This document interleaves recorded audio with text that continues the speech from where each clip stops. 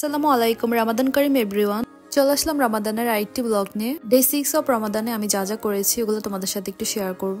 যত ঘোরাঘুরি, যত খাওয়া বা যত যাই করি না কেন, সবকিছুর মাঝে আমি মিস করি আমার ফ্যামিলিকে। এর আগের বছর রোজাতেও আমি হাফ আব্বু আম্মুর সাথে করেছিলাম আর হাফ আমার শ্বশুর বাসায় করেছি, বাট এবার একটা রোজা আব্বু আম্মুর সাথে করতেছি না। তাই সবকিছুর মাঝে অনেক বেশি মিস করতেছি আমি আমার ফ্যামিলিকে। আব্বু আম্মু যখন কাছে ছিল তখন এই ফিলগুলো আসলে হয় নাই, এখন যেহেতু দূরে আছে সো এই জন্য এই ফিলগুলো বুঝতে পারতেছি। আর এখন সত্যিই খুব আফসোস হচ্ছে, মনে হচ্ছে যে আব্বু আম্মু আরো কিছুদিন আমার কাছে থাকলে খুবই ভালো হইতো। নর্মাল ডেগুলো থেকে রোজা দিনগুলোতে আরো বেশি মিস করা হয়, কেননা এই দিনগুলো অনেক বেশি স্পেশাল হয়ে থাকে। সো এই জন্য আব্বু আম্মুকে আরো বেশি মিস করতেছি। শুধু যে আব্বু আম্মুকে মিস করতেছি সেটা না, বাসার প্রত্যেকটা মেম্বারকে আমি মিস করতেছি খুব। আস্তে আস্তে যত দিনগুলো যাচ্ছে ততই লাইফগুলো আরো বেশি চেঞ্জ হয়ে যাচ্ছে। আর তোমাদের মধ্যে কে কে আছো যে বিয়ের পর মা বাবা বা ফ্যামিলিকে বেশি মিস করতেছো?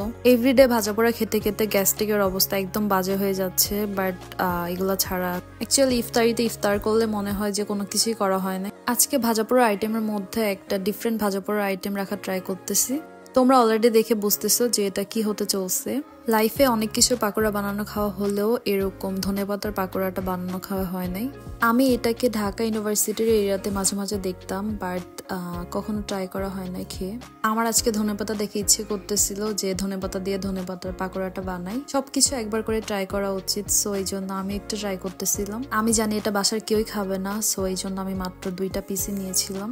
আমি জাস্ট ধনেপাতার সাথে হালকা একটু লবণ দিয়েছিলাম, দেন এটাকে বেসনের মধ্যে চুবিয়ে তেলে ভাজতেছিলাম। আর এটার টেস্টের কথা যদি বলি, আমি না অ্যাকচুয়ালি এটার কোনো টেস্টই পাচ্ছিলাম না। আমার কাছে মনে হচ্ছিল আমি শুধু বেসনই খাচ্ছি। আর আম্মু আমাকে ধনেপাতা ভাজতে দেখে বলতেছে যে কাঁচামরিচও ভাজার জন্য, কিন্তু বোটা সহ আমাদের কোনো কাঁচামরিচই ছিল না। পরে এগুলাকে গাছ থেকে পাড়া হয়েছে আর গাছেও সব মরিচগুলো একদম লাল হয়ে গেছে। কাঁচামরিচ বেসনে চুবিয়ে আমি আগেও খেয়েছি, বাট আজকে আবার ট্রাই করতেছিলাম। আর এই মরিচের পাকোড়াটা মোটামুটি মজা আছে, যেহেতু আমি আগেও খেয়েছিলাম, সো এটার টেস্ট মোটামুটি ভালো।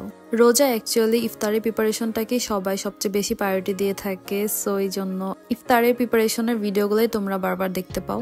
বাকি অন্যান্য কাজের সময় অ্যাকচুয়ালি ভিডিও করার কোনো স্পেস বা ওয়ে থাকে না, সো এই জন্য ইফতারের প্রিপারেশনের ব্লগগুলোই বেশি দেওয়া হয়। আর আজকে আমি মুড়ি মাখাচ্ছিলাম, সবকিছু আগে ভেঙে নিচ্ছিলাম একটু সুন্দর করে। আমার মুড়ি মাখা একটু নরম নরম হলেই খেতে মজা লাগে। আমারও সেম, সো এই জন্য আমরা মুড়ি খুবই অল্প দিই আর বাকি ইনগ্রিডিয়েন্টস অনেক বেশি পরিমাণে দেওয়া হয়। কিন্তু আজকে মুড়ি মাখাতে 2টা জিনিস মিসিং ছিল। একটা ছিল বরিন্দা আর একটা ছিল জিলাপি, সো এই দুইটাকে খুব বেশি মিস করতেছিলাম। যাই হোক, এই দুইটা ছাড়াই ইফতার করলাম, দেন আর কোনো ভিডিও ক্লিপস নেওয়া হয় নাই। সকালে বা সারাদিনে আমি রুম গোছালেও রাতে আমার জামাই অলওয়েজ রুম গোছাবে। আমার রাতে একদমই বিছানা গোছাতে ইচ্ছা করে না। আর এভাবেই আমার ডে 6 অফ রমাদান শেষ হয়ে গেল। আই হোপ যে আমার ভিডিও তোমাদের ভালো লেগেছে। Please don't forget to like, comment and share. Bye by.